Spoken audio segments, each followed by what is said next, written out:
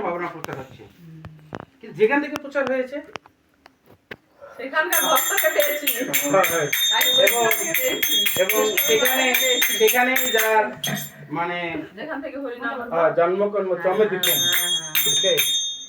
সেই পরমারাধ্য ছিল জয়পতাকা স্বামী গুরু মহারাজের থেকে ব্রাহ্মণ দীক্ষা প্রাপ্ত, এবং যিনি জাগতিক এবং পারমার্থিক দিক থেকে অনেক উন্নত। কারণ আমরা হয়তো মহারাজের সৌভাগ্য পাই হয়তো কয়েকদিন, আর যেহেতু সেখানে ছিল ইস্কনের জন্ম, জন্ম সেই জায়গায়, এই জন্য ইস্কনের সমস্ত গুরুবৃন্দরা সেখানে যায়, এবং শুধু আমাদের সমস্ত জিবিসি গুরুবৃন্দকে যিনি নিজ হাতে রান্না করে খাওয়ায়, এবং যিনি এই শুধু মুখ দিয়ে হরিনামই করেন না, তিনি হাত দিয়ে ভগবানের জন্য তো প্রসাদ রান্না করে জিবিজি গুরুবৃন্দকে রান্না করে খাওয়ান, এবং 30 ধরনের শালগ্রাম শিলার সেবা করেন, এবং আমাদের গৃহে জগন্নাথ বলদেব সুভদ্রা মহারানী আছে, এবং গিরিরাজ আছে, ওকে, এবং আমাদের গৌর নিতাই আছে, এবং আমাদের রাধা শ্যামসুন্দর রয়েছে, গোপাল গোপালী রয়েছে। আমরা সেই বৈকল্য শিশু জননী হারগ্রেস জয়দা কালিন্দী দেবী কাছ থেকে আমরা কৃষ্ণ কথামৃত কিছুক্ষণ শ্রবণ করব। জয় মাতা দি কি জয়। দিয়াটা দাও বাবা, আমি সুন্দর লাগবে সুন্দর বোঝা যাবে নি সাজ হয়ে গেছে। দাও তুমি ভিডিও করে রাখো, ভিডিও করেন। পরে দান ইয়া করা যায়। You are very good boy. আমি আমার তো পরম সৌভাগ্য যে আমি দেশে আসতে পেরেছি, এবং এখানে ভক্তদের মানে ভক্তি ভাব আসলে সেটা অন্যরকম। হ্যাঁ, সেখানে মানে এটা গৌড় দেশ, আসলে এখানে আসলে পরে অনুভব করা যায়। যখন আমরা বিদেশে তো প্রচার করি, আমরা আসলে মানে যখন একটা ভগবদ্গীতা কাউকে দিতে যাই তখন অনেক বোঝাতে হয়, অনেক কিছু বলতে হয়, বুঝতে চায় না বা অনেক সমস্যা। কিন্তু এখানে আমি দেখেছি যে ভগবদ্গীতা আমি জাস্ট যদি এভাবে ধরি মুখের সামনে, তখন দেখা গেছে যে ওদের এক্সপ্রেশন চেঞ্জ হয়ে যায়। তার মানে বুঝতে পারি যে আমি এখন আসলে গৌড় দেশে আছি। তারপর দেখা গেছে যারা ভক্তি জীবনে মানে নেই, কিন্তু তাদের চোখে মুখে মানে অন্যরকম একটা ভক্তি ভাব চলে আসে যখন তারা ভগবান শ্রীকৃষ্ণের ছবি দেখে। সেই ভগবদ্গীতার যে প্রথম পেজটা, আসলে বলবো যে আপনাদের অনেক সৌভাগ্য যে আপনারা গৌড় দেশে আছেন, এবং আমাদের জন্য অনেক কমপ্লিকেটেড, কারণ আমরা অনেক দূরে আছি। কিন্তু বলতে গেলে যে শ্রীল প্রভুপাদ সবাইকে মানে একটা ছত্র ছায়া নিয়ে এসেছে। অনেক সময় দেখা গেছে যে অনেক দূরে যেতে হয় ট্রাভেল করে, -25 ডিগ্রি চলে। অনেক সময় এমন হয় যে সারাদিন পরিশ্রম করছি, বাসায় ফেরার সময় হঠাৎ করে দেখি যে একজন ভক্ত সেই -25 ডিগ্রির মধ্যে দাঁড়িয়ে বুক ডিস্ট্রিবিউশন করছে। তখন বুঝতে পারি যে প্রভুপাদ সত্যি অনেক কৃপা করেছে এই পাশ্চাত্য দেশে। তো আমি কিছু মানে আমার অভিজ্ঞতার কথা বলি মহারাজদের সাথে মানে সঙ্গ করি। যেমন একজন মহারাজ যার নাম হচ্ছে কদম্বকানন স্বামী মহারাজ, উনি এখন নিত্য লীলায় আছে। তো শেষ এটা কি করে? আচ্ছা, তো কদম্বকানন স্বামী মহারাজ উনি দেহ রাখার আগে উনি আমাদের টেম্পলে ছিল। আমাদের টেম্পল হচ্ছে রাধা এবং এই মন্দিরটা খুবই স্পেশাল, কারণ এখানে ছিল প্রভুপাদের যে বিগ্রহ, সেবিত বিগ্রহ সেই মন্দিরে রাখা আছে। হ্যাঁ, তো আমাদের সেই সুযোগ হয় যে সেই ছিল প্রভুপাদের বিগ্রহকে শৃঙ্গার করানো এবং তাকে নিত্য সেবা করার। তো শেষ মুহূর্তে আর কি হতম্বকানন স্বামী মহারাজ যখন বৃন্দাবনে যায় উনি প্রিপারেশন নিচ্ছিল দেহ রাখার। তার ঠিক কিছুদিন আগে উনি আমাদের মন্দিরে ছিলেন এবং তাকে কিছুদিন সেবা করার সুযোগ হয়েছে। কিন্তু আমি জানতাম না যে মহারাজ মানে দেহ রাখার প্রিপারেশন নিচ্ছে, সেটা আমি জানতাম না বিষয়টা। কিন্তু তাকে দেখে বোঝার কোনো উপায় ছিল না যে সে প্রিপারেশন নিচ্ছে, যে সে নিত্যলীলায় প্রবেশ করবে। তো আমরা রান্না বান্না করছি, মানে শ্রী বিগ্রহের রান্না বান্না করছি। তখন মহারাজ আসলেন, এসে বলেন, এই তোমরা সেবা শেষ করো, তাড়াতাড়ি আমাদের হরিনাম করতে হবে, চলো চলো চলো। তারপর আমরা সেবা শেষ করে আমরা নিচে চলে গেলাম।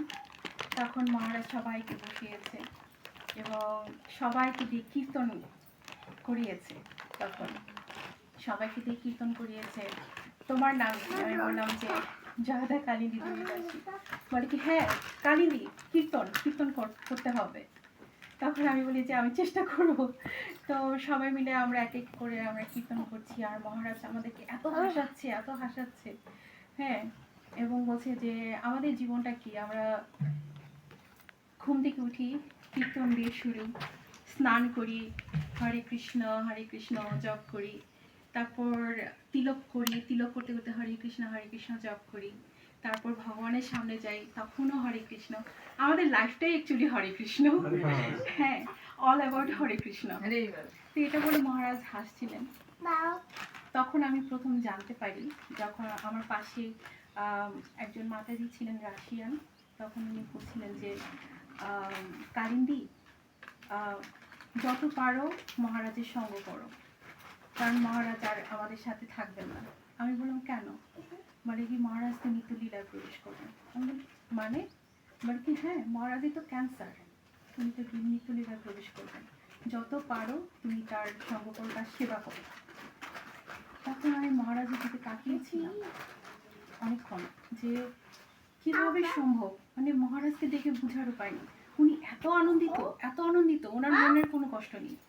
তখন আমি তাকে আর কি মানে জিজ্ঞাসা করছিলাম যে মহারাজের কি কোনো কষ্ট হচ্ছে না? তখন মহারাজ হঠাৎ করে বলে যে এটা তো আমার জন্য গুড নিউজ, আমি ভগবানের কাছে ফিরে যাব, আমার তো good news, I have done with my job. এখন গুরু কৃষ্ণ জানে যে আমাকে কোন সেবায় দিবে বা কোন কোন প্ল্যানেটে আমাকে পাঠাবে, সেটা গুরু কৃষ্ণের ব্যাপার, কিন্তু I have done my job here, so I am so happy, it's the good news for me.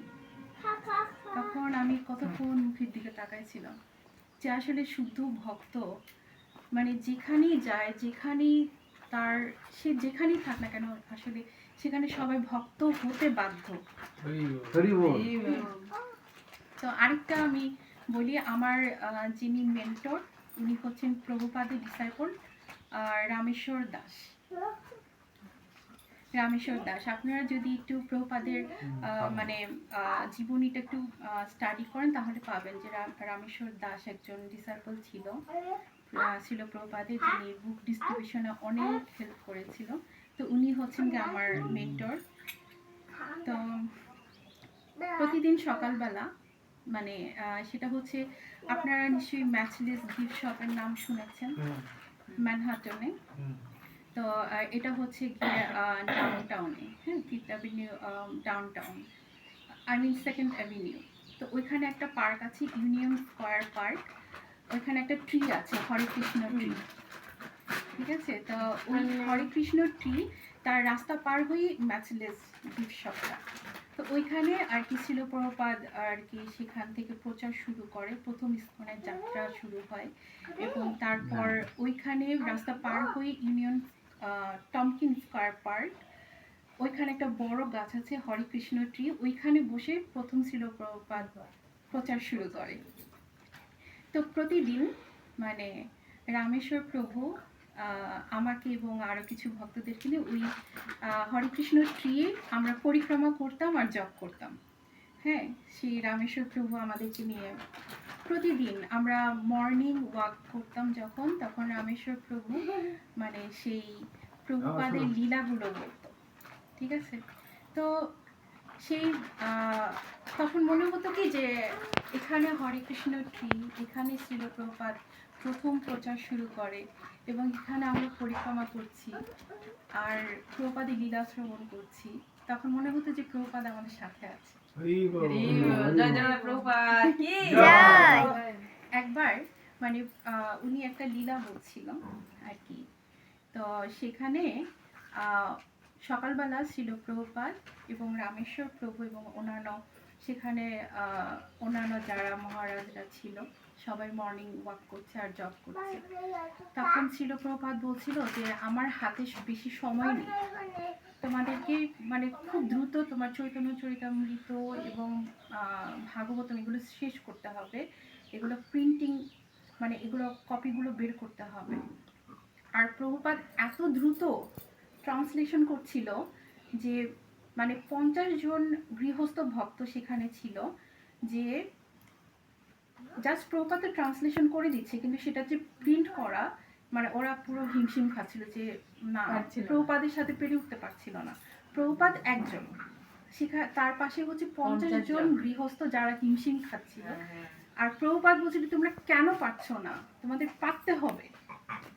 কেন পারবে না? তখন মর্নিং ওয়াক করছে, তখন রামেশ্বর প্রভু পিছন থেকে বলছিল যে Prabhupada this is really impossible, we can not do that, it's really tough. তখন শ্রী প্রভুপাদ জাস্ট ঘুরে তাকালো, তখন প্রভুপাদ বলছে যে do you know the impossible word is the word that you can find in the full dictionary. Full মানে হচ্ছে কি stupid, like full মানে হচ্ছে বোকা বোকা, রাইট? সো বোকার ডিকশনারিতে ইম্পসিবল জিনিসটা থাকে, কিন্তু তুমি কি বোকা? তুমি তো ভক্ত, তোমার ডিকশনারিতে কেন ইম্পসিবল জিনিসটা থাকবে? তোমার সবসময় থাকবে পসিবল ওয়ার্ডটা থাকবে। তুমি তো ভক্ত, তুমি তো বোকা না, ইউ আর নট, রাইট? তখন রামেশ্বর প্রভু মানে পুরো মানে ঠান্ডা হয়ে গেছে, যে তখন বলে যে ঠিক আছে প্রভুপাদ আমরা চেষ্টা করব। তখন তারা কি করলো যে ক্যালিফোর্নিয়ার কিছু ভক্তরা আসছে, এসে তারপর একসাথে সবাই বসে মানে পুরো ভাগবতম সেট কমপ্লিট করেছে প্রিন্টিং। তারপর প্রভুপাদকে সেটা অফার করে এবং প্রভুপাদ তখন অনেক খুশি হয়েছিল যে হ্যাঁ তোমরা আসলে বোকা নয়, তোমরা হচ্ছে ভক্ত। তো এটা থেকে একটা ছোট্ট একটা শিক্ষণীয় বিষয় বলি, সেটা হচ্ছে যে আমরা ভক্তি জীবনে অনেক সময় ইম্পসিবল বলি, যে এটা আসলে পসিবল না। কোনো কিছু একটা যদি নেগেটিভ একটা পরিবেশ এনভায়রনমেন্ট থাকে আমাদের সাথে, তখনই আমরা বলি এটা ইম্পসিবল, এটা হবে না আমাদের দ্বারা। না, এটাই হবে, ঠিক আছে? Life is full of ups and down, জীবনে উঁচু নিচু থাকবে, আমরা হাঁটতে গেলেও পাথর থাকবে, পাথরটাকে ওভারকাম করতে হবে আমাদেরকে। সেটা আমার কথা না, সেটা হচ্ছে ছিল প্রভুপাদের কথা। তো প্রভুপাদের কথা হচ্ছে এটাই যে আমরা হচ্ছে কি বুদ্ধিমান, ভক্তরা হচ্ছে কি বুদ্ধিমান, ঠিক আছে? আমরা বোকা নই, আমরা জানি এটার কিভাবে ওভারকাম করতে হয়, কিন্তু মনের মধ্যে শক্তিটা থাকতে হবে কিভাবে সেটা ওভারকাম করতে হবে, কিন্তু ওভারকাম করতে পারবো সেই বিশ্বাসটা থাকতে হবে গুরু কৃষ্ণ। হরি বল। হরি বল।